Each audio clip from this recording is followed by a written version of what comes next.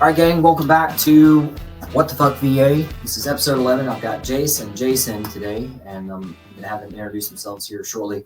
If you guys don't know me, I'm Albert Winks, the veteran money strategist, and you probably don't know who I am. That's why I actually created a podcast, multiple podcasts, actually. So we're on Rumble primarily, so we can say whatever the fuck we want to say, like fuck, and we're going to say that a lot. So on Rumble primarily, and then we're on YouTube just to grab some more eyeballs and interest from our veteran community and red blood Americans out there. And just like Tim Pool, I self-sponsor, so I can say whatever the hell I want to. So let me talk about myself for a couple of minutes, and then I'll sit down and let these guys introduce themselves. So if you guys don't know me, you want to know me. I am actually the best in the world at helping veterans receive your money. And I am a for-profit. So I've delivered over $10 billion to my clients. And that's over 3,000 of the world's best and deadliest. So SEAL teams, MARSOC, 160th, fighter pilots. Did I say Delta guys? Marine One pilots, Air Force One. I could go on. All the guys in Qatar flying Apaches and air crews in Qatar, those guys are mine. So hi guys. All the air crews and ground crews in Central America doing drug interdiction, those guys are mine. So that's probably why you haven't heard of me. But we now have an upgraded and updated website. We're putting more in there now, but it just opened up or just launched in the past couple of weeks. So please, guys, go check that out. The fulfilledveteranproject.com. Links will be somewhere in the descriptions and buttons and that kind of thing. So I really have two menu items that I go off of, and then I've got a book that really ties it all together. So one menu, my main menu, is delivering over $10 billion to you guys over the past 6 years. That does sound terrific until you find out that every single month the government is stealing from veterans to the tune of $50 billion every single fucking month. That may be why the podcast is called What the Fuck VA. So if you guys don't know about your fucking money, you've had an inkling. You're like, hey, I remember signing a contract back in the day that said something about money in it. And where's that money? Well, if you guys don't know and you can't see, there's a big ass fake weirdo check behind me. And that should be the check that's handed to you when you walk out the service. It isn't, and is because the reason why is the government doesn't want to. They take it and they break it up into tiny pieces and they hide it in different places for you. So they'll call it benefits. So what you don't know is if you're not 100% permanent and total like me, you're in la la land. That sounds weird. You don't know what the fuck I'm talking about. Here's why. Because no human being I've ever briefed has said, Albert, I know about all that money. It's in my bank account. Me and the missus can't be happier. No human ever. That's saying something. And every single year, just normal attrition from the military, 200,000 veterans get out. 200,000 new veterans every single year, just normal attrition. I'm not talking about the weird isms of the past 10 years or whatever. Those guys don't know about what's really happening. So my clients always say, man, Albert, if it's this hard for us, Joe Average is getting fucked. Yep, Joe Average is getting fucked. But that's why I've got two podcasts. That's why I've got veterans on my podcast talk about stuff like this and go, oh, I didn't know about that money. I didn't know that was there. I didn't know how to get it. So how do you get to your money? The short answer is it's always through compliant paperwork with the government. That could be property taxes. So if you, as a non-retired veteran like me, basic family of four, non-retired, you should get $5,000 a month, tax-free. If you're retired, you should receive $7,500 a month. If you're not, I know you're not. You need to get a hold of me. And it's all paperwork. And yes, it is a straight process. The government wants you to feel confused and like you're eating an elephant one bite at a time. You don't know where to chew and how to chew and who to talk to. And the government's going to tell you no 100 times because they want you to walk away from your money, because if you quit, you lose. You're going to get told no. I had a client who just got a yes for his master's degree for voc rehab to pay for it. I know they don't call it voc rehab anymore, but that's what I know it as, so fuck you if you don't like it. Voc rehab, it's easier to say. VRRD sounds stupid. It's kind of like CBURN going to where the fuck it went to, or NBC went to CBURN, stupid. Because that's what the government does. They change names. They work real hard on changing names. They don't work real hard on giving you your fucking money where it's supposed to be and giving you a simple yes. A client of mine, no shit, last week got approved for voc rehab. It took him 4 times of being told no. The 5th time finally being told yes. And he was so pissed off. He's like, Albert, should I go back again? Should I go back again? Yes, go back again. So he finally got approved. So your money is always on the other side of compliant paperwork with the government. And that's what I help you out with, is I'll guide you through what money you've earned. Yes, you've earned it. Yes, it's yours. The mind fuck that the VA and government wants you to believe is that, well, you're taken away from your buddy and all this kind of crap so that they can just push it out over some war zone that you don't even agree with. So that's not true at all. It's your fucking money. My money is my money. Jason's money is his. Jason's money is his. I can't get in their pot, that kind of thing. So anyway, I'm going a little bit long on that, but my point is, if you don't know about it, because I know you don't, look up my website. Link will be in the description over there. Another menu that I do is I help you guys build your empires. So your empire could be a nonprofit, could be a for-profit, could be whatever the hell you want to. Any way you slice it, again, the government being involved in your life, they want you in a little bitty box, in a little bitty cubicle, and stuff you right in there, and you feel fucking miserable forever, and then you die. That's what they want from you, because it makes somebody else money, not you. When you're actually out on your own, you're in charge of your own calendar, you're in charge of your own bank account, you're in charge of your own freedom. Jason and I were talking about moving around the country and all this kind of stuff, and the freedom to maneuver and all this kind of jazz, and we'll talk more about that too. But the American dream is yours. You either utilize it or you don't. So anyway, that's my empire. The book that you're going to hear about is called The First 5 Fucks Veterans Should Give. And that is already gone to #1 on pre-sale list on Amazon.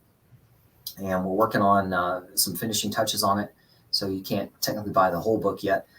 It's going to be a little survival guide. This is not the actual book itself, but it's going to be like this little guide type thing here. And the point of that is because it's so straight and to the point. The first 5 fucks are F words. So things like faith and family and finances, things like that. I've got a lot of pilots out there who are my clients, and they're so excited to like 10 of these babies, shove them in their pocket and carry them on the airplanes with them because they're like, oh, I can't wait to hand these babies out to veterans that I see all the time. I just had a phone call with a guy in El Paso the other day, and he was already a client of mine that is already 100%, and he's in one of those like choke points for veterans. And he said, Albert, man, I gotta help more people. All these guys that come in here all the time saying things that I know the answer to, and the answer, Albert, is you. And I'm like, that's fucking awesome. So I said, wait until this book comes out, because it's gonna be fucking awesome. The reason why we're waiting for the book to come out is, even though it's so simple, we're trying to get the forward written by somebody like Sean Ryan, somebody who has a way bigger fucking audience than I do. Because when you search my book, you're gonna find it in multiple places on Amazon. So if you search The Art of War, you're gonna find me. Which of course people are going to search that. If you search for who else is out there, other military policies, stuff like that, leadership, they're going to find me. If you search for personal finances, you're going to find Rich Dad, Poor Dad. Guess whose book is really close next to that motherfucker on the same page? This guy. So what's real important, guys, is that you guys have to have a guide, a guy. Hey, I know a guy who can tell me about what I need to know. That's why it's so simple. So just letting you guys know. All right. That's my longest version that I've done in a while. So sorry, Jason. But I'm going to sit down now. And since you guys don't know about me, let me tell you about myself a little bit for a second. So I'm 44 now, living in Indiana. And I'm not retired, but I had a break in service. So I started out in the infantry late 90s over in Germany. Got medically discharged in 2000. 9/11 happened when I was in college. Short version is I tried to get back in a couple different ways. The Army just came out with an 18 X-ray program. I got told no. Then I went to southern Texas or mid-Texas, central Texas, and applied for I was in college, so I applied for, hey, I learned I could fly without having a degree. So I applied out of Houston. And the board said that we need 2 people. There's 10 people applying. Damn it. You're qualified, but we'll just have you come in next month. And the thing is, they said, if you come in next month and we don't pick you up that time, you can't reapply for another year. So I was like, well, I kind of saw the writing on the wall. This is stupid. I like to be in control of my own life. So I just was like, this is when Google first came out, thank goodness. But I Googled ROTC, and Corpus Christi came up. I got in Corpus, and that's Jason will know some NAS out of there. And but I went to Corpus, and you guys probably know the Army depot that's out of there too. But yeah, so I went to ROTC down there, which was great time, and got picked up for MEDEVAC, and so I was MEDEVAC pilot, and I was with 3rd ID. I did a long tour in Afghanistan, 09 and 10, and so I've done everything from crazy ODARC 30 landings and hoists out of Korengal Valley, and even went down from there. I was in Jalalabad, then I got sent down to Ghazni and Shank, where I spent the latter half of my deployment out of there doing a shitload of dust landings out on Highway 1, all that kind of stuff. So fucking nuts, man. So I think everything that MEDEVAC covers, I did it in the year that I was there. And it sounds like a movie, but it felt like it.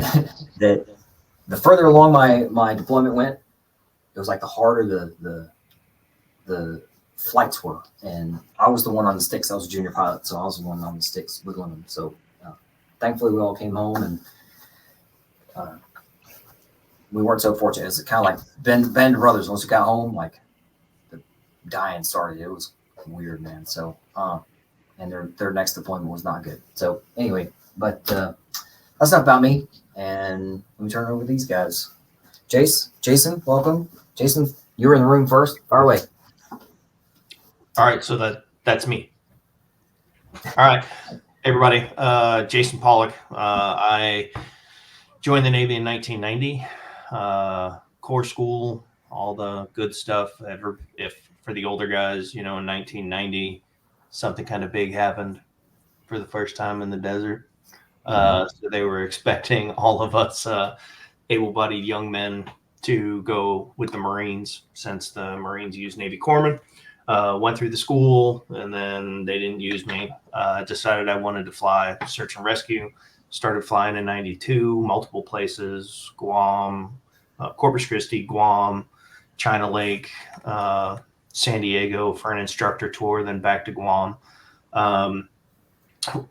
From 2006 to 2011, I did 3 deployments to the 2515th Naval Air Ambulance, based out of Kuwait, up there in Yadari, and then we pushed forward to Basra.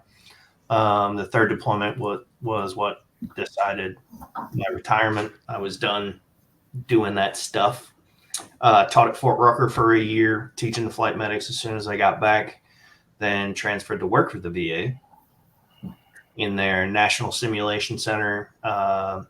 Did my master's, got another job, got conned back into doing my PhD, and now I finished my PhD and do curriculum analysis and development for a contract company. Rock on. That's me. Hey. Nutshell, huh? Okay. Jace, fire away. My name's Jace Hartog. First enlisted in May of 2001. Started out as a munitions guy. Did that for probably about 4 years. Actually was in, Shepherd Air Force Base for 9/11, which we all know how that went. The real suck part is I was supposed to leave the next day. I actually got locked down for an extra 3 weeks, which that left a lot of scars. So from there, I did that for a couple years, and then when in 2004, as our unit was getting back from the invasion of Iraq, I walked in on a C-17 and looked around, and I said, I'm in the wrong business. So then I decided to cross-train. Ended up becoming a loadmaster on the C-130s. Did that on the slick side for about 8 years.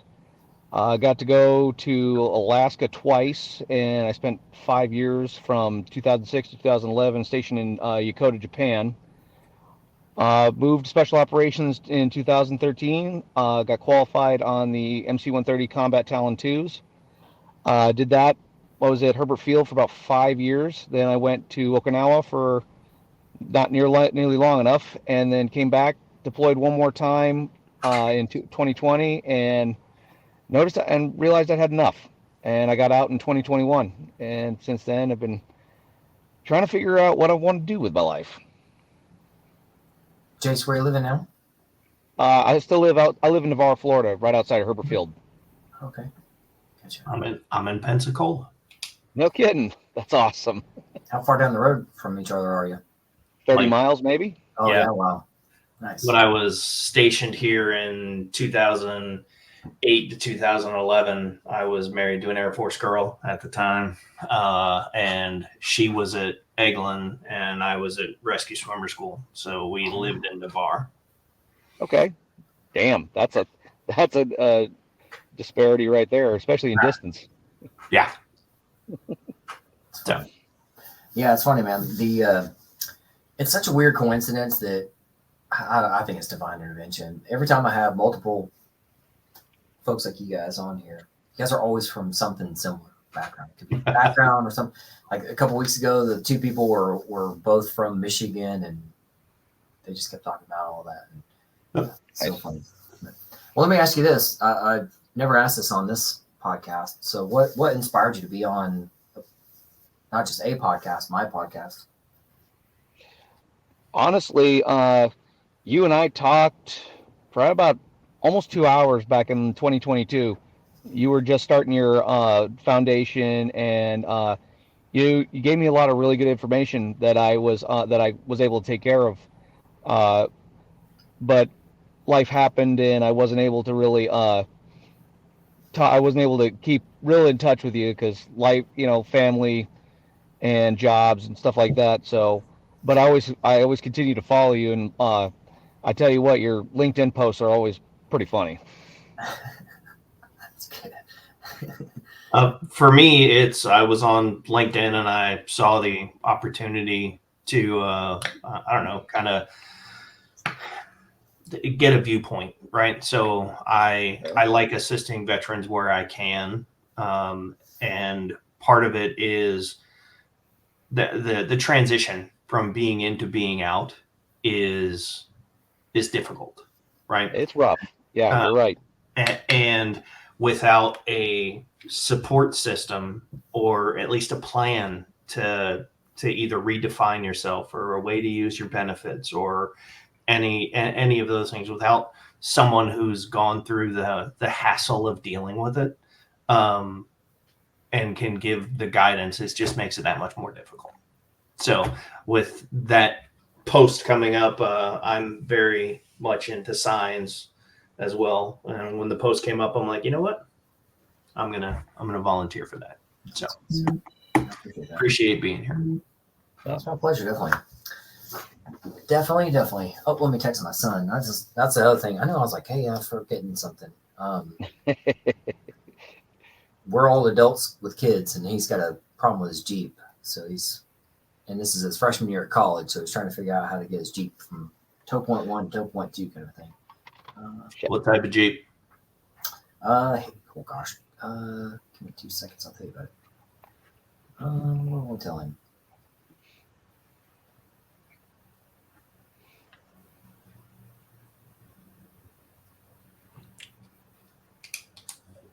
Yeah, he said somehow his Jeep got. Some mechanic goes, "Oh, you got oil in your freaking not radiator, but I was gonna say generator. What am I thinking, guys? Not generator, but it does. Alternator. Yeah, alternator. Oh, ooh. And I was like, how the fuck's that even happen? So Yeah.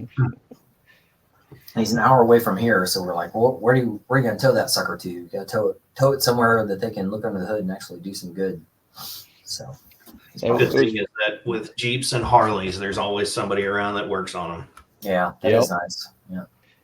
Yeah, it was funny because right as you were doing your intro, my wife called me. She's like, "Hey, are you starting right?" I'm like, "Yeah, babe, I'm doing it right now." Oh shit, sorry.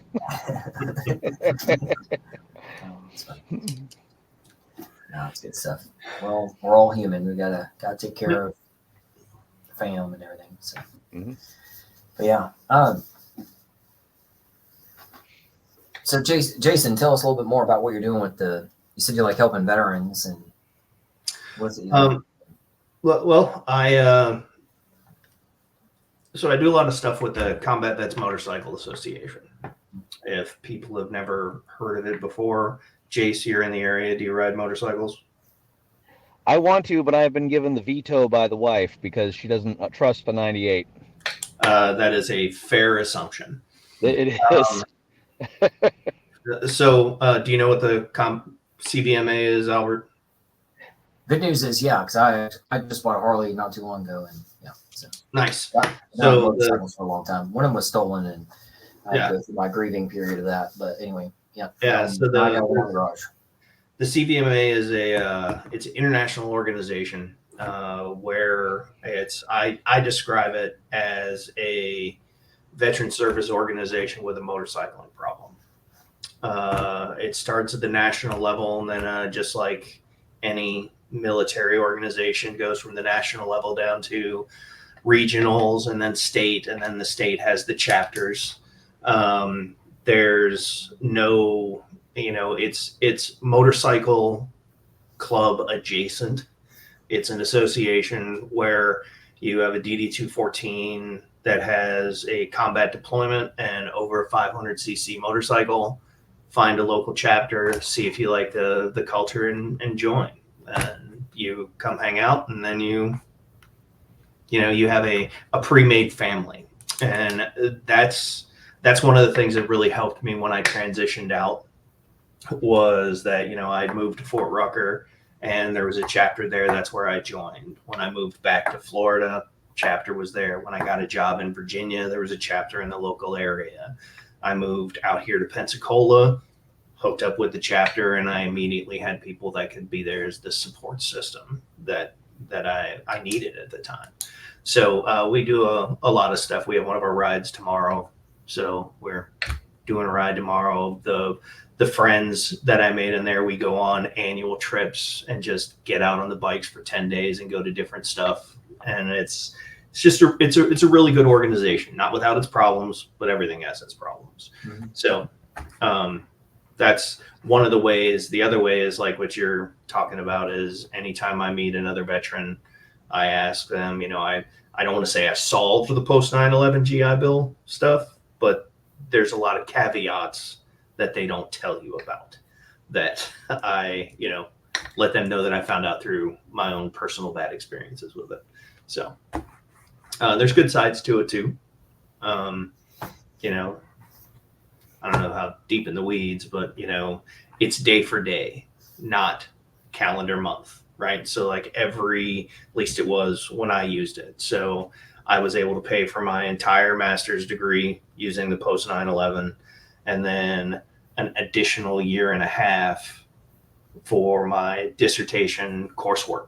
And then I only had to pay out of pocket for my dissertation hours and my research time. So there's benefit to it. But there's, again, like you're saying, you got to know what to ask and what. What's crazy too is when you get to 100% permit in total, your student loans get wiped off your record. I didn't know that. I found that out when I was doing my when I started school. I'm working on my bachelor's right now, so it was I'm doing everything totally online, so that helps out a lot. Yeah, that's what's crazy. Usually people go, okay, well, does it only go back to the effective date of being 100%? Nope, it goes all the way. Certain things do, like certain back pays will go that far back, and that's it. But what's crazy is when you're deemed 100% permanent total, like me, which means that yes, you can work and make all kinds of money and fly and have guns and all that kind of stuff. People get in the weeds about that. Well, I can't buy guns if I'm permanent total. Oh yeah. What you don't see over here and over there and down there and over here and over there again are you're all right. Anyhow, but yeah, I've got 2 master's degrees. Nobody gives a shit, but $180,000 wiped off my record. So, I luckily only have like 82 because I only had to take student loans during my dissertation time because I worked the rest of the time. Nice. Yeah, and that's what's crazy too is if you can have the better path is to know this beforehand. most people don't even know it going into it, and they're just like, oh wow, you mean that the money that I've already emotionally got myself into a hole for, it's going to be all better by the time I finish up with you, Albert? Yeah. It's very rare that somebody like my client who got denied 5 times or 4 times before he got approved for voc rehab, he's 26 years old, so now he's going into a master's program knowing he's financially setting himself up for success. And it's, I don't call it financial planning, but it is, right? You got to take your money and know what to do with it and maintain a certain level of life and do what you got to do for yourself. Yeah. Very true. Yeah. The podcast called What the Fuck VA for a reason. And so what's crazy is people are married to money in different ways. And I get that like my menu is based off, I've got 5 menu items. My menu is based off of my clients' personalities, and they can look at something and go, wow, that doesn't make any sense to me. But then look at something else and go, that does. and that's what I use there. My point to that being for everybody out there is you have no idea what's going on right now with money. And so like when the government takes over education money, things went to shit. When the government took over like housing, things went to shit. And so my point to everybody is, to me, my relationship with money is, I call it freedom tickets. Do I have enough freedom tickets to do what I want to do today? And that's all it is. You should be able to, I've got 5 kids and I call them other heartbeats in the house. You should be able to focus on yourself have as less stress as possible. I know I think the guys on the podcast with me today would agree that you're trying to make your life better after school, or go to school to make your life better. And it should be least amount of stress on you as possible. Money is a stressor. So my reason why I'm telling you guys this is my older clients, they're in their 60s. They're kicking themselves because they're looking back going, shit, man, do you know how many kitchen table arguments we had over money? And that was, pardon me, but from older guys who are in their 60s who are going, man, even in the 80s and 90s when things were on a pretty steady climb, as opposed to now when you're like, where the fuck is all the money going? So they're like, Albert, there's so many conversations we had about money, and now I'm working with you, I've got money, and fuck, man, I wish I would have done this earlier. Well, my dad was a Vietnam vet, and their homecoming was totally different than ours. And how terrible, right? He's at the point now where, because he worked his whole life, and then finally I got him to go to the VA, and he's at the point now where it's like he has the disposable income, but he doesn't have the health to be able to do the things he wants with those things. I mean, he's not on death's door by any means, but still, the benefit of learning this stuff early is awesome. I'm 52, so when you say 60, I'm not offended. I get it. Yeah, actually, I have something kind of similar to that with an older lady I go to church with. She's retired from the Navy, and just had the hardest time getting a hold of anybody or in the VA and to process her claims. She just this year got back pay from the VA, probably about almost $100,000 that she was owed because of her disability rating. And it was and until that time, she was living pretty in almost abject poverty. And it was really good to hear that she got it, but it was frustrating that when it came to it, it took them that long to get her all what she was owed. Yeah, the post-COVID world too. Like before COVID, the claim process was maybe 6 months long every kind of, I call it a phase. So like right, with different kinds of claims, I'm not going to get into it, but when you do paperwork with the VA, it's pretty standard, do 4 months, 6 months, whatever. Now it's standard 10 months. And there was a time to where like there was a July in there somewhere that no movement, no decisions were made in July, an entire month of July. The VA did not make a decision at all on, and it was so weird. I was like, oh my God, what is happening? What is the VA doing? But finally, August rolled around, they started making decisions again. But now there's pretty standard 10 months as opposed to what used to be 4 months, and then 6 months, and then COVID hit, and they're like, well, shit, let's just slow this down. So it's like bittersweet that COVID forced the VA to go online more. And I call this the rotisserie of fuckery. So every 6 months, the VA does something new and different. And they just started doing something else recently that I've already made updates to my website and my briefings and my whole process. So it's like, I never want to give anybody a false hope. But again, you have to have a guide and a guy. And I go off of what the VA does. What the VA does, when I say does, I mean pays.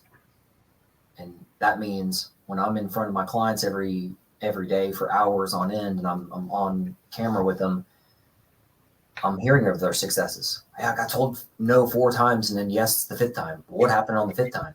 And I can tell you the story if you guys want to hear it. But I mean, the short answer is the guy who got told no 4 times, you have to go to an office to talk to voc rehab people. I know it's called VRNE, but it's voc rehab. So you have to go to an office to present your case, if you will.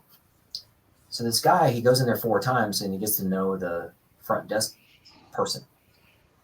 The front desk person on the 5th time goes, oh shit, Elijah, I've sent you to the no guy 4 times. Let me send you to the yes guy. That's like what they got. Yeah, I know. Yeah. Jason's, yeah. Yeah, it's so he goes into the yes guy's office, and the yes guy goes, what the fuck, man? Your paperwork's been great. Why the fuck you been denied 4 times? Approved. That's how fast it happened. And then a couple of days later, money starts rolling in, all this kind of stuff. So, yeah, it's insane. Never underestimate the benefit of not being an asshole. Mm-hmm. Oh yeah, that's insane, man. So, excuse me real quick. I gotta go hit the red. I gotta hit the head real quick. Excuse me. So don't be interrupt. Be right back. You're still on mute. So, but there was there was a veterans rights attorney who told me there's law and then there's protocol. Mm-hmm. And whoever knows it best, those things best is going to win. And you may still be told no or messed with by the government, but again, your money is always on the other side of compliant paperwork. So go me on this, and I'll just tell a little bit of story. So if you get pulled over and arrested by a cop, even if it's false, even if it's like, oh, we got the wrong guy or whatever, it comes out clear in a few minutes later. The cops have been through so much that they have to tell you your Miranda rights. So bad things happen to where now police officers or whatever law enforcement has to, as they're arresting you, tell you anything you say can and will be used against you. And as of right now, the VA or the government outside of, let's say, police action does not have to tell you, hey, you have a right to an attorney. You have a right to remain silent. Anything you say can and will be used against you. Because if your paperwork is crisp and accurate and you may be a Navy SEAL or fighter pilot or whatever, the government will try to trick you. That's how horrible and corrupt they are. That's the only word, corrupt. They are corrupt. And they have the power. They're stealing from so many veterans. $50 billion a month is what it comes out to, and that's being conservative. It's disgusting.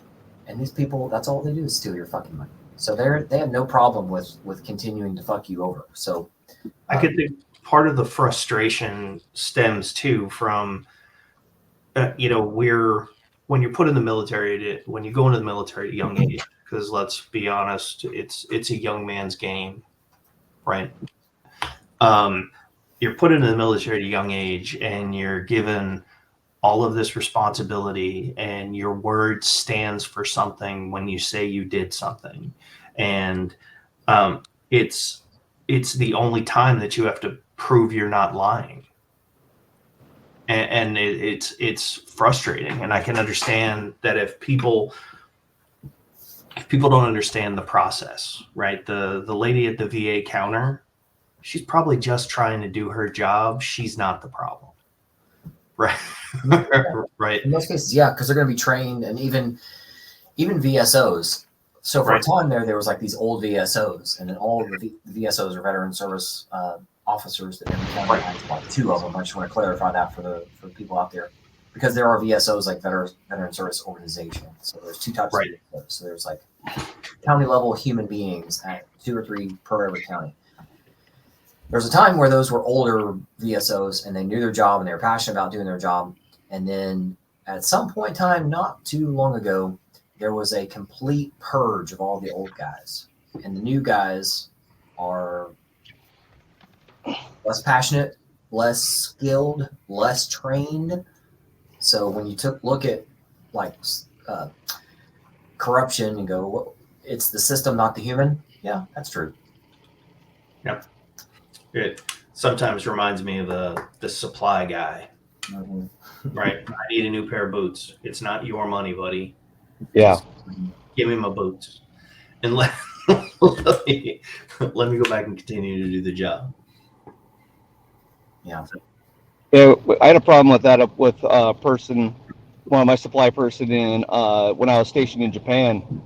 This person decided everything in the room was their personal stuff. It was their money, and well, why do you need it? Well, let's see. I do, and well, if you're gonna get it, then you need to give me your old outdated crap. It's like, and that's not gonna work. I actually threw the shit away. And then you get the duration and the questioning. Well, why'd you do that? It's like, well, it's none of your business and it's unsurfaceable. So give me my stuff. Crap. I know the Army has the E4 Mafia, Mm-hmm. allegedly. Yeah.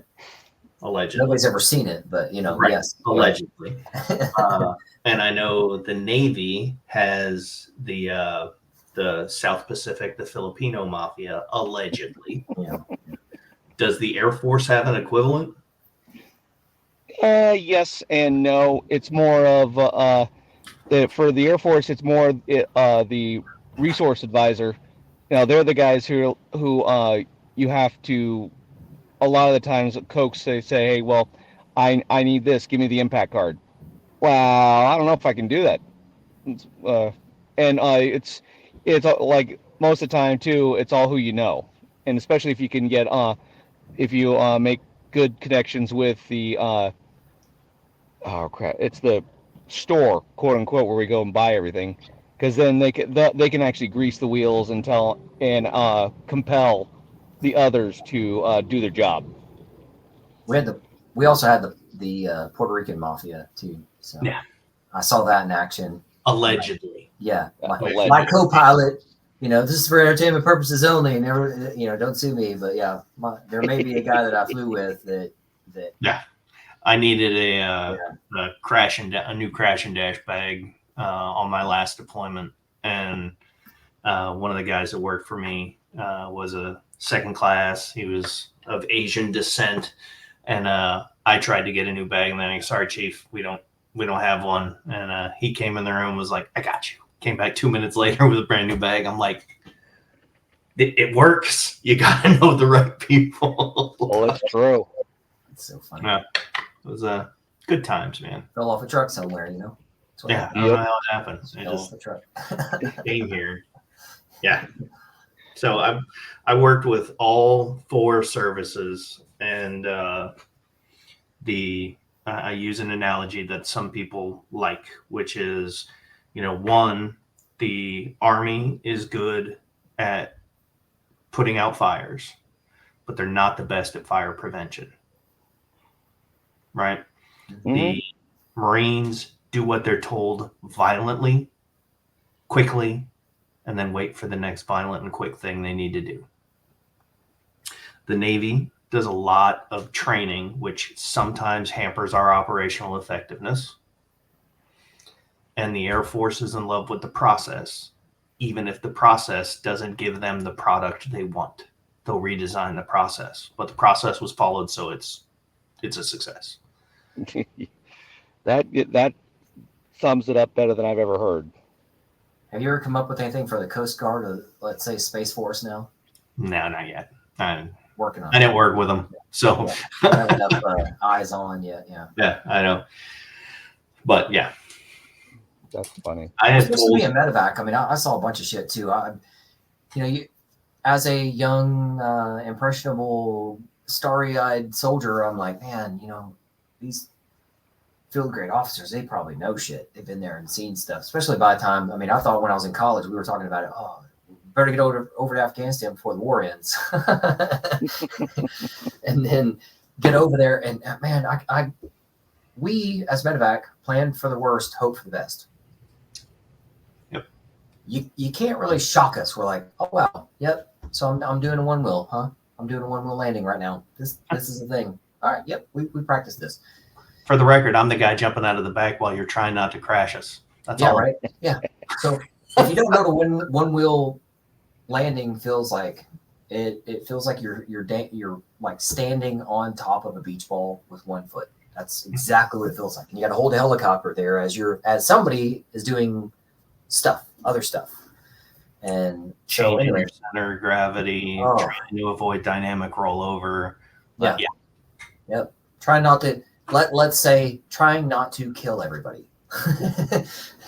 Yeah. So you're just doing this whole thing. And that's why all the switches are off. And you're like, you don't need to hear anything outside of your own brain right now.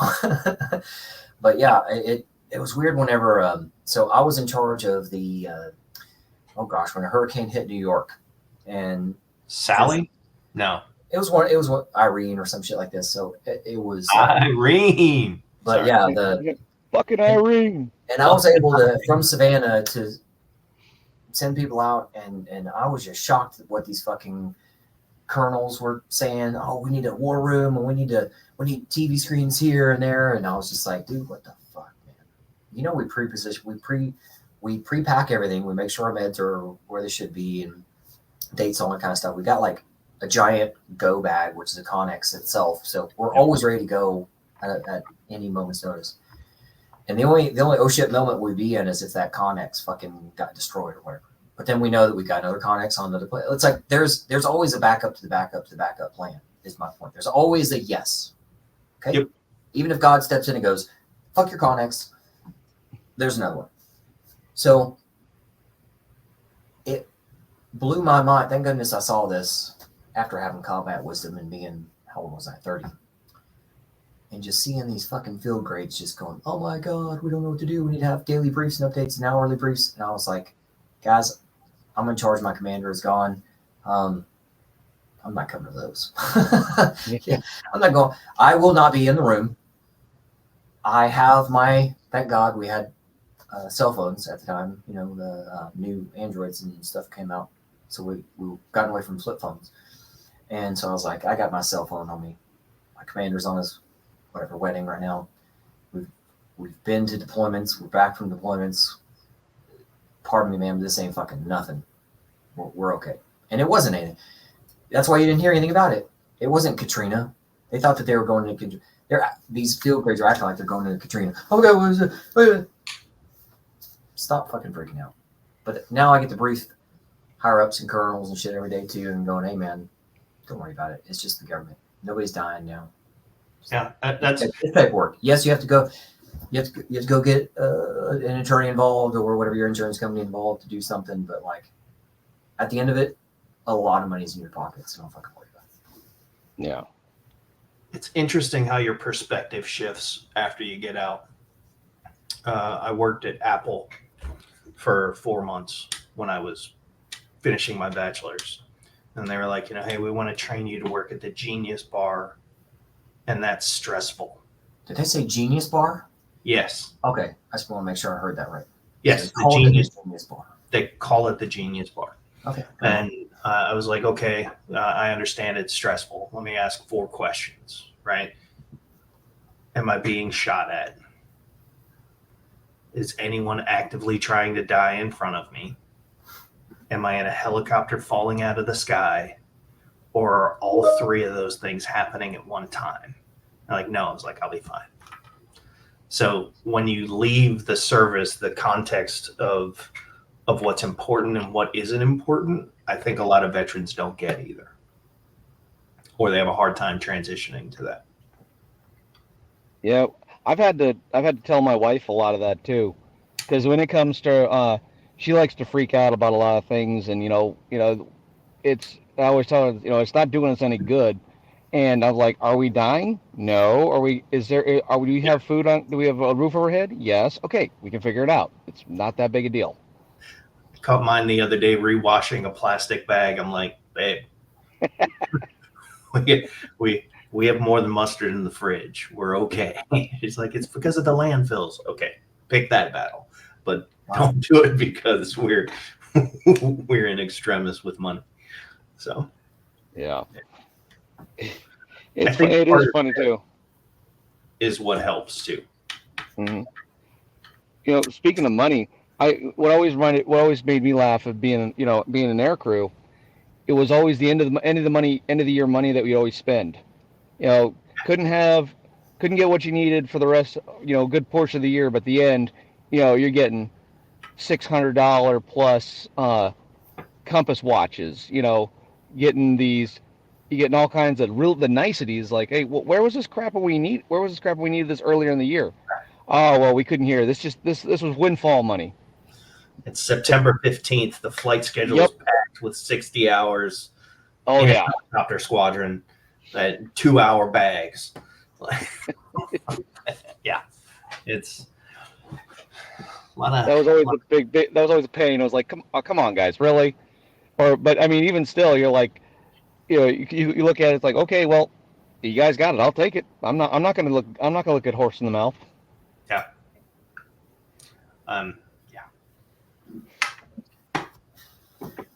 Well, and that goes to a good point too of like bringing things to a positive is that from now on, everybody needs to know out there that your peace comes from within. Mm-hmm. So you just, in order to bring, like there's an analogy out there of like the lighthouse that's on a big mountainous rock or whatever you want to call it, and these crazy waves just constantly hitting this rocky foundation of this lighthouse, and this lighthouse is doing its thing. So my point is, guys, more the waves of internal motion, external motion, good things, bad things. What you got to focus on is being that lighthouse and being immovable, just doing your job. And what helps is knowing, like what Jason just pointed. Yeah. I mean, you have to look around each other and being around each other, talking about that. Yeah. That makes it's like your buddy checking that and going, hey, how's things going with you and your missus? How's things going with you and your missus? How, that kind of stuff. So, because depending on how faith-based you guys are, is just like God, dad, mom, kids. Mm-hmm. Work is, I don't say work, but like, your boss is not even on that list, kind of a thing. Like you just have to be there for yourself and your family. And I don't think I've ever had a conversation. You guys correct me if I'm wrong here. I've never really had a conversation with somebody and they said, 10 years ago, I really wish I would have had that something with my boss or whatever. But it's more about like, I wish I would have done this with my kids, and I wish I would have, again, maybe freedom tickets or what money are. I wish I would have spent more time, like I think Jason mentioned it, in Japan or something, and gone on a trip and do more of that stuff. So it's time you just can't buy back. And like we talk about health and stuff, like we're all above ground. Go do something worth a shit. Even if it's getting out of your house, and I know we're wearing hats and stuff, just take your fucking hat off, look up, see the sky, breathe the air in, and just do something. Yeah. And go preferably do something with other guys. Kind of reminds me of something. Right when I first got out, I was working on Herbert Field as a contractor, and I one of the things I like to tell everybody was when they go like, "How you doing?" I'm like, "Oh, another day close to the grave." And there was one of the Master Sergeants E7s that coming up. He goes like, "You know what? When you said that, it really made me think." I was like, "Well, what do you mean?" "Well, I mean, what you said was entirely true, and I gotta start making this crap count more." I was like, "Cool, good on you, man." And it was just kind of funny, just like how like one, a darker style comment will like, "Oh, okay, I see what you're saying there." Because when we were in, it could always get worse. Oh yeah, always. and I don't know if we forget that or I don't know. I mean, you have to look at it as anything that's happening to you. So for me, I used to put on body armor, jump in a helicopter, and go 15 minutes or less. 0 to hero in 15 minutes or less, right? Mm-hmm. Now going to Walmart or Publix sometimes freaks me out, right? So you could either go down the self-loathing spiral of Mm-hmm. I used to be, or just think about it as tragically hilarious. Because if it's not hilarious, it's just tragic, and there's no point in that, right? Like, that's funny. This is the way things have changed. But that's why you're talking about the veteran stuff. I'm very active in like veteran suicide stuff because it's tragic. It's a long-term solution to a short-term problem. And we've all had that one guy.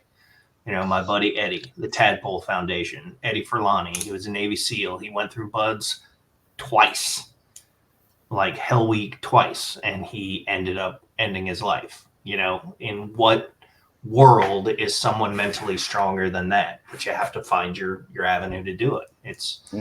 That's the hardest thing, I think, for one of the hardest things besides, the cumulative. Right. I did all this stuff. I'm not getting what I deserve. Now I have to do all these things to make it happen. I don't know what I'm going to do with my life anymore. And you need people to help you find that.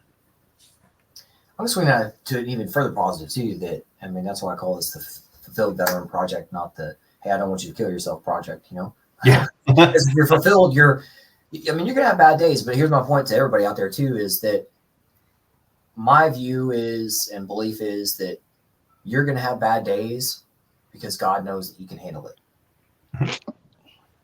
Yep. And you can only control the controllables. So rather than thinking of a global or spiritual way, this is way bigger than me. Just think of your part. I'm this little bitty thing, this little meat sack, and all I can control is when I'm right now in front of a camera. You guys are in front of a camera. That's all we got, man. That's all we got. But our powers combined, now it's like, we're a lot better.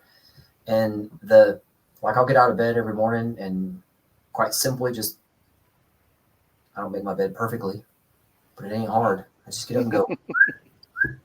It's just a win. And my prayer is very simple, that Father, please put me where you need me today and give me the strength to handle it. Well, it also says in the Bible, God will not give you anything you can't, you cannot overcome or resist. So I think, but I also think a lot of it is when it hits you at a bunch all at once. As I had a buddy who was a pilot friend of mine, he actually killed himself while on active duty because he had gone to. He'd done a channel mission to Thailand and ate some bad street food. Ended up, he tried to show up to fly the next morning, and dude looked like death warmed over. So the rest of the crew told him, like, nah, nope, we're slipping 24 hours. Well, one of the big problems was the regime that was in charge in our squadron at that point was very, very much ruled by fear. So they didn't like it, and our commander decided, well, okay, you want to play that game, we'll play. By the time he made it home, he had pulled his in residence package to squadron officer school, had pulled his major's package, told him that he would never go TDY or deploy again, and was pretty much confined to base. So at that point, that all happened in the span of a day. And he was convinced his life and his career was over, and then he ended up hanging himself 4 days later in his room. I mean, his girlfriend came to him because she hadn't heard from him and found him hanging, and it was heartbreaking because he was one of the greatest guys I'd ever met, but he was just pathologically shy, and I don't think he really knew how to actually express how he felt. This happened while I was actually on TCN deployment, which was crap to go begin. It was bullshit to begin with. It's where you go watch people work for 12 hours a day in the middle of the UAE heat. And they actually, nobody would tell me anything. And it took my buddy's wife telling me, hey, did you hear about this? I'm like, no, I didn't hear anything about it. So I sent off an email to my section commander. I'm like, hey, what the hell, man? Why didn't you tell me any about this?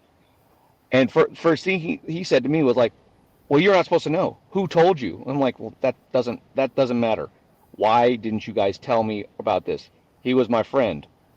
And they said, well, it's, you don't need to know. And it was, and there was and I realized that was the pervasive thinking that cost him. It was just, it hit him all at once, and he didn't know how to handle it. He just gave up, and that was really sad. And I always, from there and on, I vowed I would, I wasn't going to do that to myself. I wasn't going to do that to my family, and I'm also not going to be like where they are up in Canada. VA, you call the VA. Oh well, hey, let's help you kill yourself. Stupid. But it's sad. It's like you get the things happen, and I don't think the military trains us to be quote unquote resilient, but when it comes to putting things in practice, they're really not that great. My brother and I had this conversation before, that after 20 years of war, you would have think they figured some stuff out, right? So like if you had a soldier, sailor, or airman that had a alcohol problem, do this, do this, do this, do this. If you have a soldier, sailor, or airman that gets pregnant, here's your process, to include the parent, right? But after years of sending people into harm's way, they haven't figured out how to destigmatize the trauma and get the person the help that they need. Yeah. It's really counterintuitive because I've had a lot of them say, oh well, we're here for you, your mental health is if you need to take a break, let us know, we got your back. The minute you do it, you just become a pariah to them. Well, you can't hack the mission. You're riding the healing chair in ops, waiting for, well, now I got to do your flight. Yeah. I mean, I had one senior leader when I was in the special operations who actually he penalized myself and a few other people for actually getting hurt. So to the point where we I don't know how you guys had it in the Navy, but we had, for our yearly performance reports, were called Enlisted Performance Report, EPR. And in order to get promoted, you needed to have something other than just a satisfactory. So, like, I had one guy, he had a heart attack. I tore my back up, and basically we ran that squadron from the ground so everybody else could do everything in the air. And I went up to him probably about a year in, and I was asking him, I was like, hey man, I want to get promoted. I need something other than a 3 on this EPR in order to be even eligible. And he looked at me and he goes, I don't care. Yeah, are you doing JOB1 for me? I'm like, I actually can't. You know this. He goes, I don't care that you're doing all this other work on the ground to help out. If you're not flying for me, you don't deserve to be promoted. I was like, okay, I see how it is. And it just, the whole thing of, and this was one of the guys who professed that, he was for everybody. He was, going to do everything he could to take care of you. But when it came down to brass tacks, he didn't give a shit. If you have to tell someone you're doing everything for everybody, you're not. Yeah. If you have to tell someone you're a natural born leader, you're not. Yeah. So. Isn't that crazy? That's what I simplified this here recently. I was just on the phone and I was like, man, I don't need people to show off. I just need them to show up. Mm-hmm. Yeah. Yeah. It's pretty. Yeah. Yeah. That's unfortunately about like civilian world is what that was about. Was just there's too many civilian groups out there, or I don't say the groups, but like companies who go, oh, we got this Gee Whiz thing, and it's going to be the best thing since sliced bread, and it's going to do good, amazing things for you, and sign here, pay here, and all that kind of stuff, and make it happen. And then they miss every hack. And it's like, Jesus, man, this you sold me on was these things, and you missed all the time hacks and all the. Don't show off. Just fucking show up. Just. Excuse me, we're getting real quick. I gotta go. I'll be right back. Sure. But yeah. Well, and going back to those metrics, and this is what I talk about a lot, is oh gosh, I forget the leadership guru guy's name, but anyway, he's a civilian guy, but he was talking about how when they interviewed with the SEAL Team 6 on how do you guys choose your people and how do you bring your own people in there, and they didn't talk about money. They talked about trust and performance. That's it. Mm-hmm. So if you're low trust and high performance, you're toxic. Yep. And I've seen it. I've seen. You'd think somehow MEDEVAC has very MEDEVAC officers had a really bad reputation I didn't know about. I thought this is gonna be like, okay, officer and gentleman, everybody's gonna love MEDEVAC pilots. Apparently, MEDEVAC would eat their own and all that kind of stuff, and just there's oh my god, there's a lot of stories about that in the MEDEVAC world, and I've got plenty myself, but I'll save those for another time. But geez. I've yeah, like I said, I worked at Rucker for a while, and I can't remember. Why can't I remember the dude's name? He got the Distinguished Flying Cross out of a MEDEVAC in Afghanistan. There's two guys that I worked with there. But you were talking about Sean Ryan earlier, and it has a lot to do with the culture, right? The Gold Star husband episode a couple weeks ago, where you said that, culture will beat tactics 100% of the time. And it was just an interesting thought process. Oh, here comes the rain. Great. It's raining now? Yeah. Here it is. Oh, here. That's nice.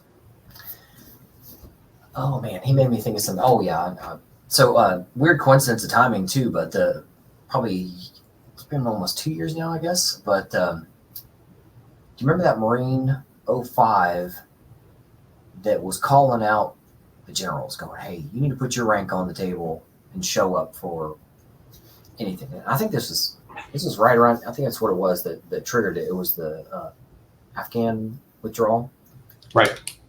And the shit show that fucking was. Well, the weird coincidence is that guy, I'm trying to remember his freaking name, but he was on my calendar one day.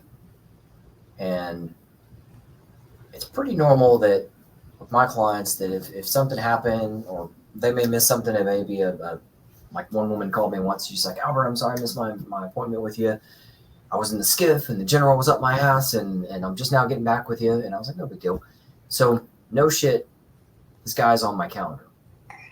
And then he misses his appointment. I had one or two other appointments after him. And by the time I finish my appointments, I'll go listen to Dan Bongino or something like that, or check the Facebook or something, see what's going on in the news, and just see. I gotta stay, I'll say, visible of what's going on in the world. And that was the day that they came and got him and put him in fucking military prison kind of thing. Mm. Since then, he's gotten out and made all kinds of money, I'm sure, off of books and the weird fuck you. I don't know if he was able to like sue and make money, but my point to that is just, I don't know, you just got to stand your ground, and again, know that you're the lighthouse for yourself, your family. God's given you the strength to be that. And it does shock me that Jason's talking about the there's just so many really good pilots or really good soldiers, troops, or whatever you want to call them out there, and it could be even the civilian world that they're really good at what they do. Police officer, firefighter, whatever, pastors, teachers. Right. They can be so good at what they do, but then they get overworked. We're used to being overworked in the military. It's like, okay, you know, dark 30 weapons draw. You know what that means. Be a long ass day. Sorry, family. It's gonna be a long day.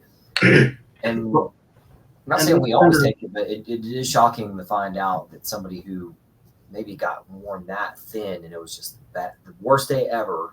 And I think, like most people that survive the jumping off the Golden Gate Bridge, what they say is as soon as they jump, they instantly regret it. They're like, oh my God.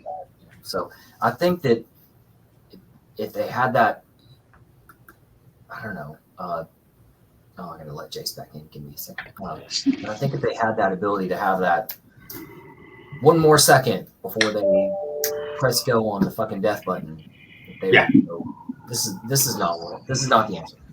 No. Absolutely. Yeah, it's but I don't know. It's becoming such an epidemic that I find myself calling all my friends who the ones that been hurt and the ones that are still in just to say, hey, you guys all right? And it's become a week. Luckily, we've my close buddies and I we make it a weekly or at least a monthly call saying just to check up on each other.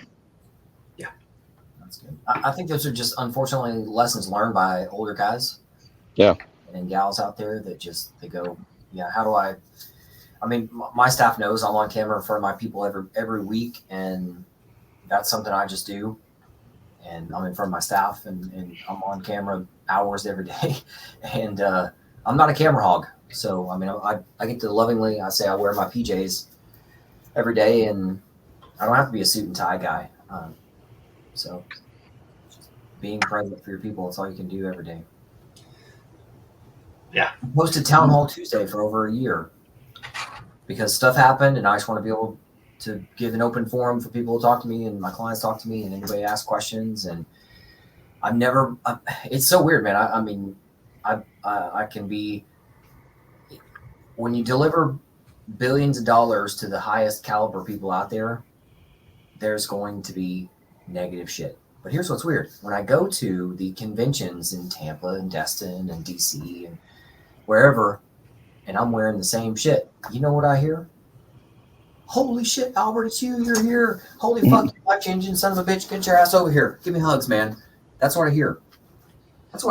I hear that from people I want to hear that from. I don't give a flying fuck who's out there on fucking social media. Because here's the thing, and I did want to bring this back to the Trump assassination stuff. So, again, like Jason said it can always be worse. Mm-hmm. Life could always be fucking worse. You could be a billionaire running for president and then get fucking shot in the head. And then that motherfucker got right up and went, let's do it. This is freedom. Let's fucking do it. So knowing what we know now with these assassination stuff and the things can get worse, like it just, I don't know, not to get political, but just maybe more like, this is where we are right now. Things could always get worse. Thank goodness he fucking survived. And even though there's been round 2 of trying to kill him and shit. And I do watch Dan Bongino every day for a fucking reason. And he's one guy I listen to because he's got great perspective, and that's just me. So anyway, but happy to hear about other people. But yeah, we're now that we're swinging things to positive, where are we going to go from here with our country? And if we're the ones that know better, that we are the lighthouse for ourselves and others. I mean, the border's wide ass open. Kamala doesn't give a shit. It's weird, man. But like I was talking to a client of mine recently, or even a podcast last week, that I've got multiple people out of a DC area, and I'm like, man, I feel bad for you guys that are in the DC area, because you're in the fucking swamp. Even though you're a good person, you're in the swamp every day. Like, at least down in Florida, you can walk around and get thanked and, oh, I saw your hat, man. Thank you for your service. I know you're doing good shit and appreciate it. Like you said, Jason, earlier, that, yeah, Vietnam, man, those guys had it rough. Yeah. I think Vietnam had it worse than we did. I would say that way until it got to Afghan withdrawal in the middle of the day. Yeah, I felt agree. way weirder on that day. And I've said 2 years later, I'm still, every time I say Afghan withdrawal, it's like Afghan motherfucking shit show. And actually, one of my clients was there. One of my fucking clients, I'm probably sure more than one, but one of my very recent clients that came on board with me was one of the Marines on the ground there. And I mean, we didn't get too deep into the weeds, but like, fuck, man. My brother. Where do we go from here? We got Trump getting shot, and we're 30 days out from fucking election day. Where are we going from here? I don't know.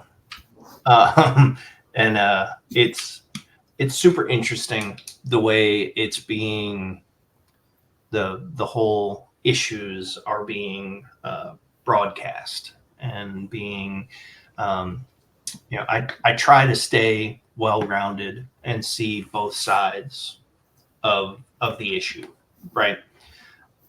But at the same time, we're not opposed to immigration. We're opposed to illegal immigration. There's a difference, right? Every other sovereign nation in the world has border security to keep their country safe. Not seeing that. And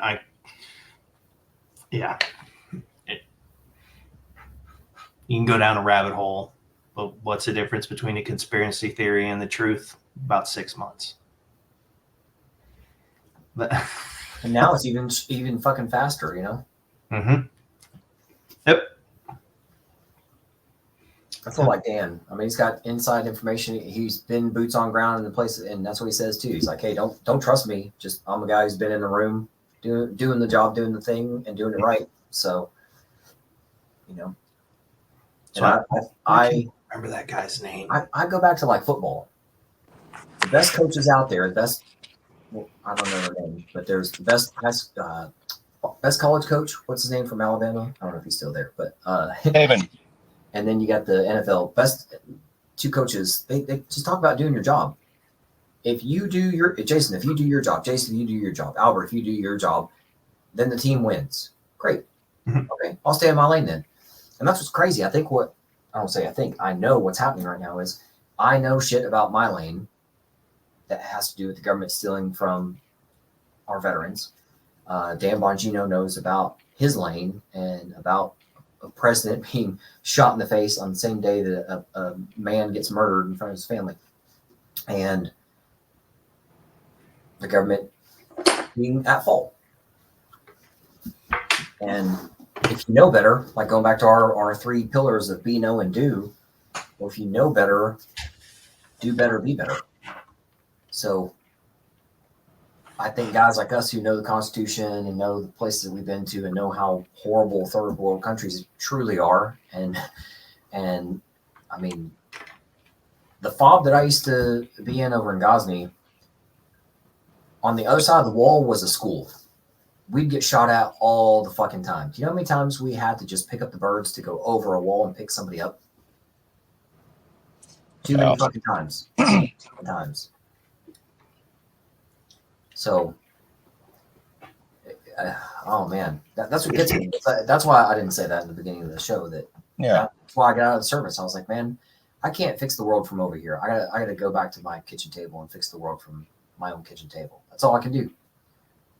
Because I think most of us feel bad when you're actually helping somebody on the other side of the globe, and then you go, shit, I didn't take my kid to school this morning. So that's why I dedicate my time to taking my kids to school, picking them up. I'm going to pick them up today. I took them this morning, making breakfast, shit like that. So it's not easy, guys. I know I'm somewhat making this sound like I'm got everything nailed down and I'm perfect dude all the time. I'm not. I'm a sinner. I am imperfect, and I'm the first to admit it. But that's back to my point. Where can we go from here? What can we control? I'll turn it over to you guys. I mean, the only thing you can really control is your attitude towards it and what you do for other people.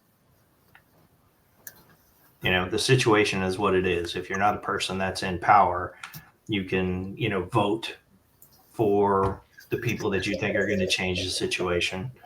You can be smart about what's happening, and you can take care of yourself and your family, including, you know, those close to you.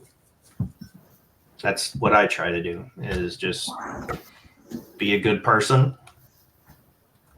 Don't have to be a nice person to be a good person. And, you know, we're all just smart apes trying to get to tomorrow and occasionally, you know, mate. That's Hopefully. Yeah. I mean, that's Yeah. Control the controllables, Jason. mm-hmm. And Jace. I think the biggest thing is to, like Jason said, you know, be a good person, but also be there for your family, and also, you know, it's like the Bible says, train them up as they're supposed to go, you know, and, you know, don't mollycoddle them, and don't, you know, shield them from what you can, but also let them know how life is, you know, because, you know, life's not your friend. Life's going to kick in the balls, but, you know, you got to create a little bit of, try to create as much resiliency for them as you can. And my oldest daughter is just turned 13 years old, and, you know, we actually started homeschooling her because of all the bullshit that's going on in the schools. I mean, it was getting pervasive, and, you know, part of it was she didn't want to deal with it, and the other part of it is, you know, the school wasn't helping her out because they were a couple were actually pushing some of the woke crap on them, and we just said, you know, we're not going to do that. We're gonna train her, we're gonna teach her, and, you know, do it ourselves, because, you know, it's not doing them any good, because all it's doing is confusing.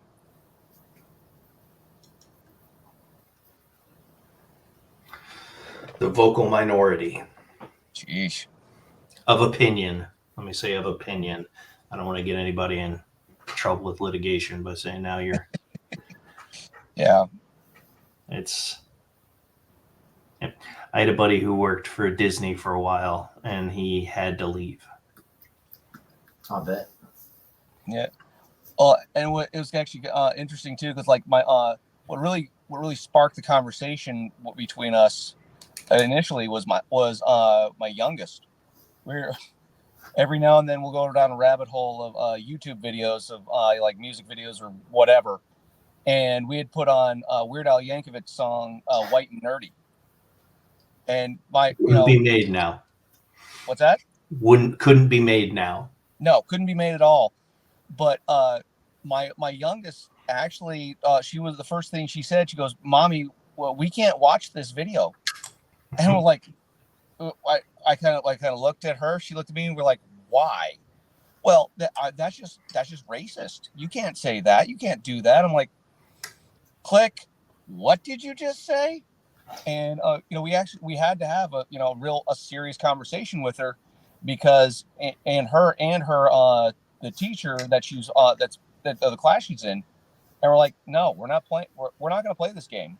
You're going to keep that shit out of her out of your classroom, or we're pulling her out, or pulling her from the school. And they you know, whenever you say that, they initially get really, really defensive, because, you know, for them it's all money game. And, you know, and you can tell right then and there where their priorities lie. It's an interesting paradigm shift. I admit well, at least in my opinion, we as allegedly heterosexual white males of Christian descent have had it really good for like a really long time, right? Mm-hmm.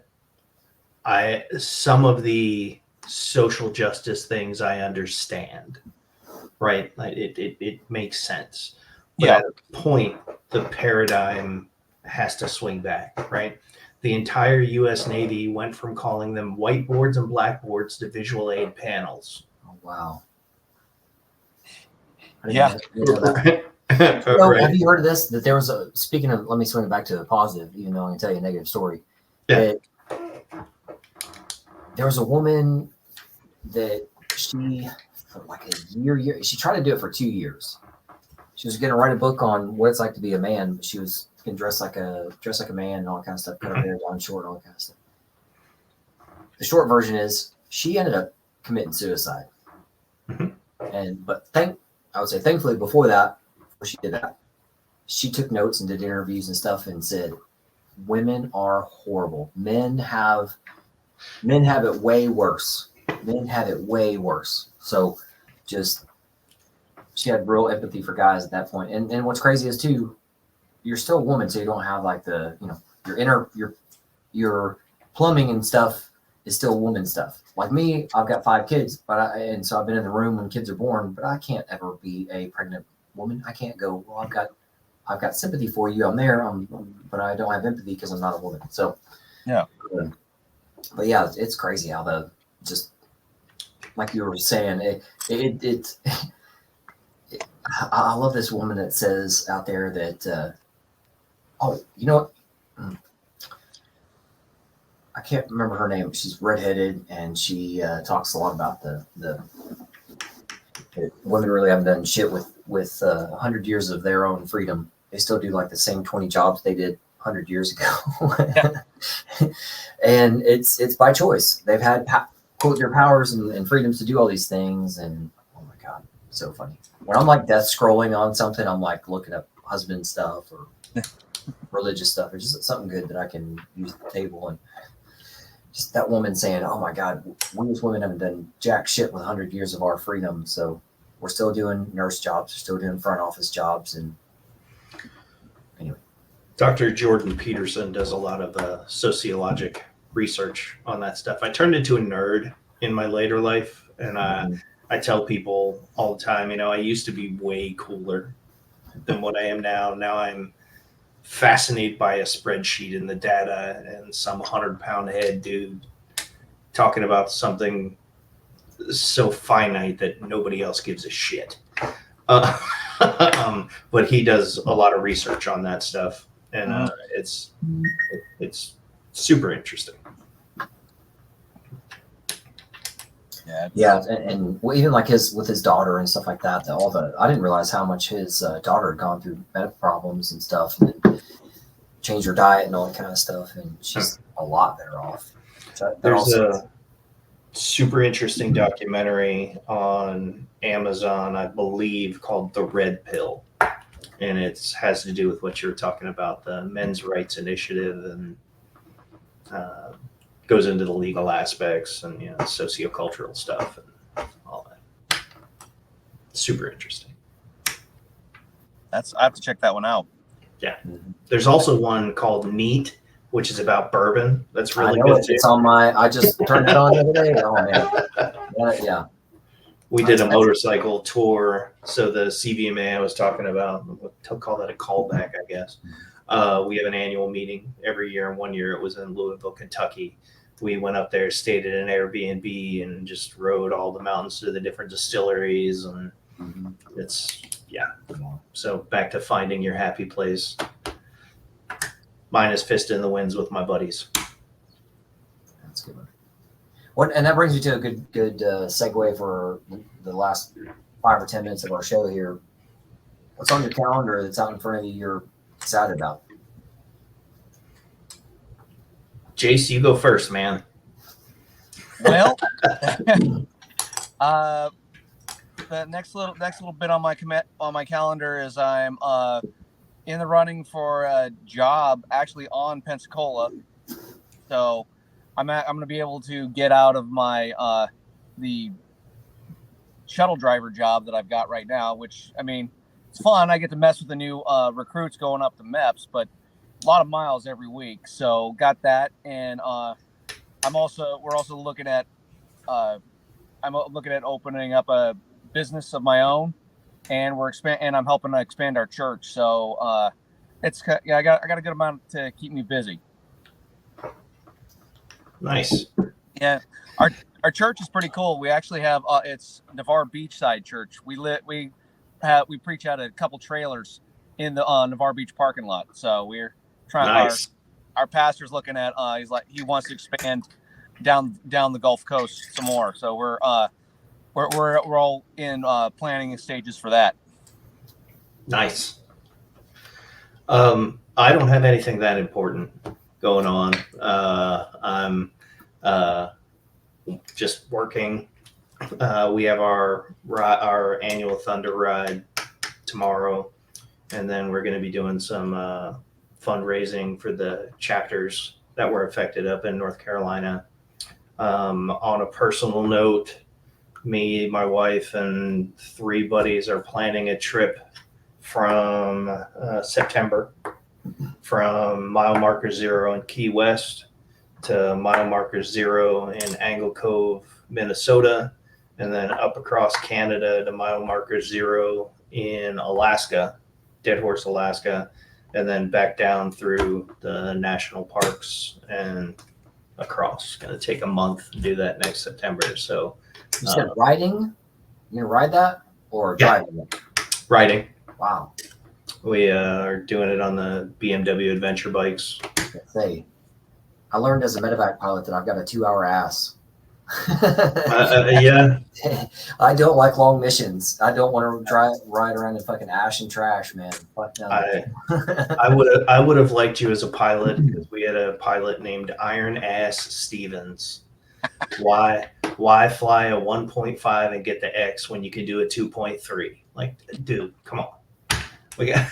Oh man, many guys like that. Jeez. Well, and I can't imagine being a C-130 guy. Like, we're going on a 7-hour flight and coming home. Why are we going somewhere? The worst one was taking Iron home from Kuwait. That was a 3-day trip. Flying at Ali Asaline. Yep, it was a slow boat to nowhere, but I mean, it gave you some time to decompress. But yeah, like, can we get there already, please? Are we there yet? We flew a 60 cross country from San Diego to Pensacola without aux tanks. Oh, that's rough. Yeah. Made sure to stop at Penile though, or Pennell. We just call it Penile on the radio because we're children. Yeah. That's something I never got to do as a cross-country long flight, which I would like to have seen that, but then again, I go back to my previous statement of I've only got a 2-hour ass. I would have been like, yeah, this is great and all in theory, but fuck this. Because that's what people don't realize is how fun something may sound until the military takes over and the fun gets sucked right the fuck out of that. So that's what people ask me, Albert, why don't you fly anymore? Well, because I was in Afghanistan where we had like no airspace deconfliction. We could do whatever the fuck we wanted. That's why. If you knew the shit I did, you'd be like, yeah, I understand. You're done. Everything else is boring. I took a flight course one time, and this fixed wing guy goes, all right, so we're going to go nap of the earth, 500 feet, AGL. And I was like, shut up. Dude, we were in Savannah flying a river, and we go, oh, wow, a gator. Let's hover over the gator and go, all right, look at that. Wow. Yeah. How many teeth does that motherfucker have? We went right down over the top of this fucking thing. I mean, whatever, 3 feet above the water, hover with a fucking gator underneath of this. Like, that was in Savannah.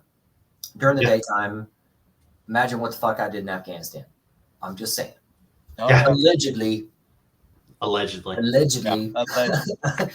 Things happen, stuff.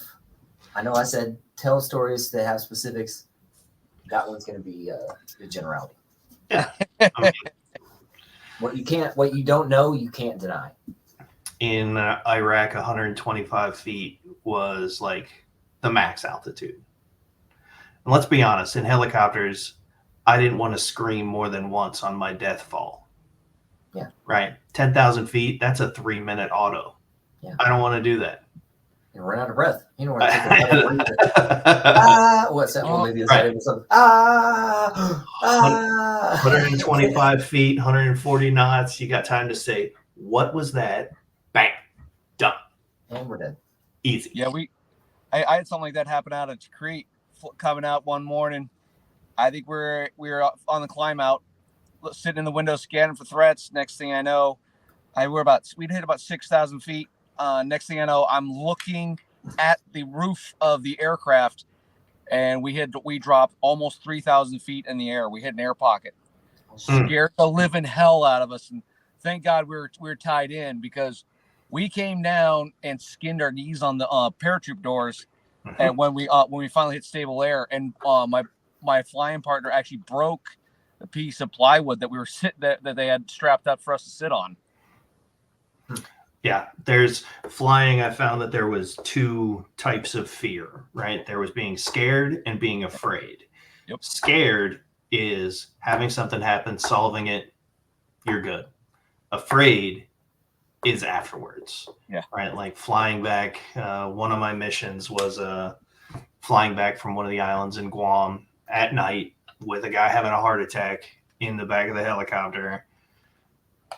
Pressure in tranny, getting crazy, engine starting to do stupid stuff, and having to call for the imminent ditching checklist. Right. Like, that's afraid. Scared is, oh shit, what's that sound? And then so I miss it, but I don't. Oh my God. So here's my story.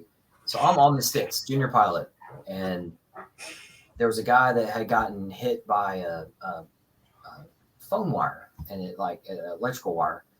And so it was giving him a heart attack.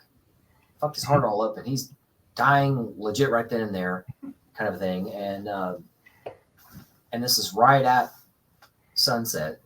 So got the nods on, flying in all the wrong things. Like you're flying, so by the way, for people who aren't air crew, you're not supposed to fly, or it's not a good idea to like take off and land into the sun, like for an hour before, an hour after, all this kind of shit. So all the things were happening at the wrong time, and we were out there flying a medevac mission during that. So I'm junior pilot on the sticks, and thank goodness my senior pilot was a senior pilot. And so at the time, the ground guys had a Duke system that we would always tell them, hey, when you call medevac, gotta turn that fucking thing off because it's gonna jam our radios and you can't hear shit. So I'm coming in to land, and I'm facing the sun, and as I turn around this way, bye-bye, and now I've got to pull nods down. As I'm coming down to land, it's all, you always have to think of unstable area. You just never know what's underneath your skids and stuff. And so I have to trust my inside people and go, okay, left rear, how you doing? Whatever. Well, the Duke system goes in my fucking ear, and I'm only hearing, and I'm like, I can't hear anything. And I don't know if they're hearing me, because I'm like, hit my switches or something. I can't fucking hear anything. And I can't get confirmation. Duke is screaming in my fucking ear. And I just said, all right, I'm going to pull up. We're going to do a go around. And I pull up, and it causes dust cloud. So then I'm taking off, and I finally get past the Duke system, and I can hear again. And I am obviously upset that this happened. And I'm like, okay, it's not anybody's fault, but I couldn't fucking hear. And I'm probably screaming over them, trying to coordinate, I'm one guy on the sticks, and they're probably thinking, this junior guy on the sticks is about to fucking kill us because he's not taking off. He should be doing a go around and all this kind of. I have no idea what they're screaming at me. So I pull a go around, and I'm turning to the left. Switches are down. It's only internal comms. I'm coming down. Now I got my fucking NVGs down, but now I'm going NVG into a fucking, not a brownout. Yeah. And already brownout. So now I'm coming down to land in this fucking dusty dust. And I just didn't feel good about it. Didn't count it down 3 feet, 2 feet, whatever, 3, 2, 1 kind of thing. And I was like, no, I got to fucking go around again. Go around. And as we're pulling to the left again, I was like, hey, pilot, man, you gotta fucking take over. This is one thing I can't. You gotta land this motherfucker. Mm-hmm. So he goes, all right, whatever, dude. And so he comes around. He's one of those guys that was enlisted as a pilot too. So back in those days when we were able to do that. And so he lands it, thankfully. But the crazy thing is, once he landed, I looked out my left window, and it was, usually there's like jagged or whatever, and you have contrast. Mm-hmm. The slope was so rolling but quick. It was like a boulder that we were on top of, kind of a thing, if you want to imagine that, like a ditch, deep ditch, and you're like, that motherfucking ditch was right out my left window. So if I would have eked over just an inch or two, we would have been fucking dead skis. So to go back to like, I was both. That was the only time that I was like afraid of killing everybody in the fucking aircraft. And then looking back on it, and then again going, fuck, man, that was close, but we did the right fucking thing. Mm-hmm. Yeah. Yep. It's the ones that make your asshole pucker. Yeah. The immortality of youth. Yeah. Marines tried to kill us one time. We were flying. Only once. Just one. I was just gonna say I was out there with a bunch of people that tried to kill us, but anyway. Oh, it was the worst. Well, the worst one was we were in. We're coming in to Talil, not Talil, but Altacadum airfield.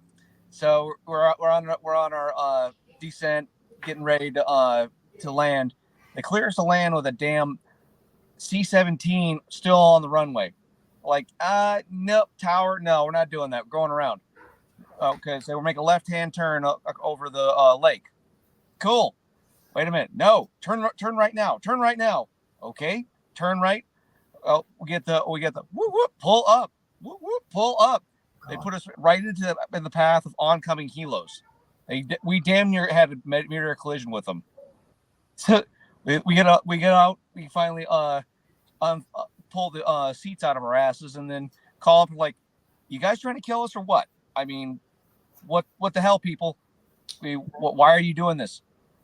Oh, wait, what are you talking about? You put us in oncoming helo traffic. Uh-oh." And we didn't hear anything else. We're like, yeah, that's what we thought. Jeez. Their excuse is going to be VFR to VFR is required to keep clear of each other. Yep. That's exactly what it was. Yep. Oh.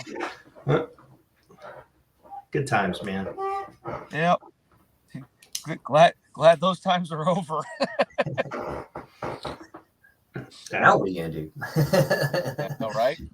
Just tell stories. Good. That's what stories come from. It's people who actually do shit. So like that. Oh God, what's the name of the band? Papa Roach that sings that song "Scars." That Oh yeah. Scars tell you that your past is real. There's all kinds of mental scars in here. Proof that it's real. Yep. We did this shit. It's fucking nuts, man. No, it's good stuff. All right, guys, we're going to go behind the scenes here in a couple of seconds, but any last words of wisdom to the folks that are out there? Just keep pushing. Use maybe not the skills that you learned as in mechanical skills or job skills, but the resiliency skills are transferable. I'll second that. Just don't give up. Keep on. Life's gonna suck a lot. I mean, but it's nothing you can't get through. You've been through hard stuff. Our schools and whatever training we had to do all sucked, but we got through it. So just power on. Yep. You can always lean on a buddy. Lean on a buddy, preferably beforehand, like Jason was talking about. That Army is good at putting out fires, but not good at preventing them. So maybe add more prevention into your daily life and just go do good things. Just breathe and be with other veterans, preferably. Yes, sir. Say fuck a lot. You'll be a lot better off. Say fuck every day. It'll be good. I think human contact's the best medicine. Yep. Especially veteran contact. We're the only ones that get us in our weird, sick humor. I mean, who else is gonna laugh at the dark jokes with you? Yeah, right. Good stuff. All right, guys. Well, like I said, it's not you guys aren't gonna notice anything with people behind, or we won't notice anything with people watching this. Will so. But yeah, make sure you guys are liking, sharing, subscribing out there, and we'll have these guys as their contact info by the time this goes out. So we'll have links for their bios and keep in contact with them. And by the way, for everybody out there too, that if you guys want to be on my podcast, love to have you on here. Love to do follow-ups and all that kind of stuff too. So just Jason, I definitely want to know how your motorcycle ride planning is going for not only one for tomorrow, but your next September. That sounds insane. I don't have the ass for that. I may wave at you and throw some dollars at you or whatever as a sponsor or something like that. But God, I don't have the ass for that. Or the back or the neck or anything. I don't know. Or the patience. I don't know. It sounds fun though. But anyhow, yeah. Make sure you're liking, share, subscribe, all that kind of stuff. Help us, help others. That's all you can do, man.